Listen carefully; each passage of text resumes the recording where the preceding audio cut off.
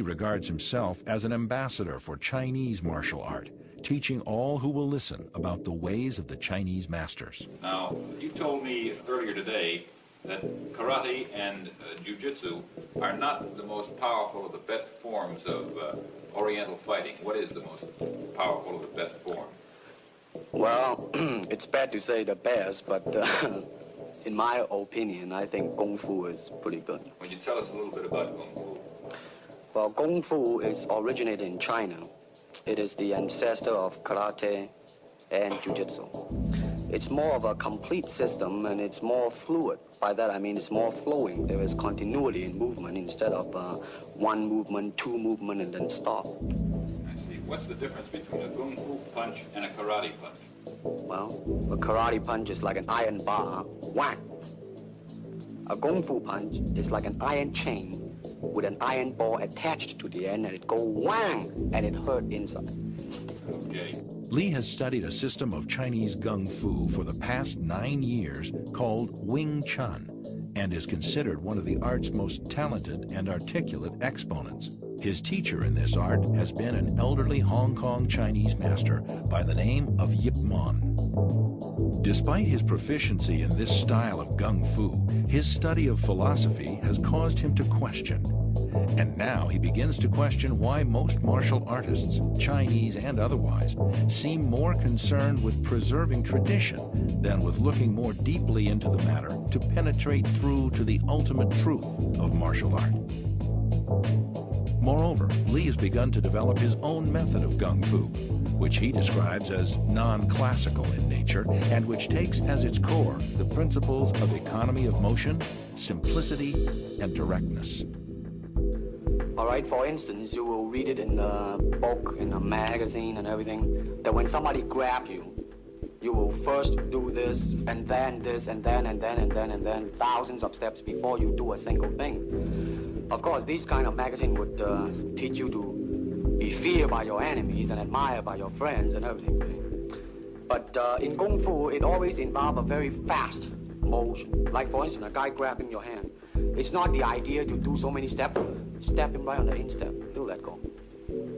This is what we mean by simplicity. Same thing in striking and in everything. It has to be based on a very minimum motion so that everything would be directly expressed. One motion, and he's gone. Doing it gracefully, not to go, yelling and jumping all over him, but to do Excuse me. Both the American and Chinese martial art communities resent his iconoclasm. For such a young man to stand up against thousands of years of tradition and venerated authority is considered a direct threat to the status quo and its entrenched power base. Prior to Bruce's coming to this country, Gung Fu was alive in most all the Chinese community, but there was nothing taught to outsiders, basically. And Bruce came along, and with that basis of trying to create equality amongst all people, regardless of race, he chose to let anybody into his school, regardless of what color or race they were, as long as he knew what was in their heart was good and positive. Why he took them in, and like when he was down in San Francisco, where the Chinese community was much more like being in China, they took exception to it, and he had to fight his way out of it. In Oakland, he received a challenge from the San Francisco Chinese martial arts community, and the challenge read that Bruce, if he were to be defeated in this challenge, would have to cease teaching Caucasian or non-Chinese students. And the Chinese martial artist came over from San Francisco to Bruce's studio in Oakland, and a very formal challenge took place. I was present there. In fact, I was 8 months pregnant with Brandon, and James Lee was there.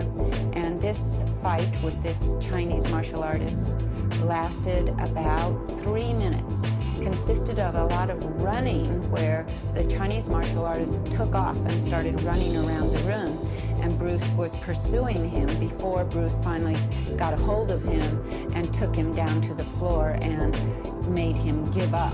And after the challenge ended with the Chinese martial artist being soundly defeated and they all went away, Bruce won the right to teach anyone he wanted to. By February of 1967, Lee has 3 schools operating in Seattle, Oakland, and Los Angeles that teach his own interpretation of Gung Fu, based on his own investigations into the ultimate truth of unarmed combat. However, by now the young man is openly critical of the traditions and limitations he sees as inherent in the martial arts as they're currently being practiced in America. He believes they lack a solid grounding in reality, consisting of rehearsed self-defense routines that are employed in predictable and patternized rhythms. He notes that real combat is spontaneous, not rehearsed, and is made up of irregular or broken rhythm that a martial artist cannot anticipate, only respond to. Even the championship karate tournaments of the era are non-contact affairs, settled not on knockouts, but on an accumulation of points awarded for blows that never touch an opponent. A victory is determined by a team of judges who conclude which combatant would probably have hurt the other combatant the most had contact been allowed. Lee has no use for such styles of pseudo-fighting, which he calls organized despair and dry land swimming. Lee's criticism of the arts can be attributed in part to his background in Hong Kong, which consisted not of non-contact karate tournaments, but full-contact street fights and challenge matches fought on Hong Kong rooftops. When not fighting against proponents of different styles of Gung Fu on rooftops, Lee had also fought frequently against opponents who had been armed with knives and chains.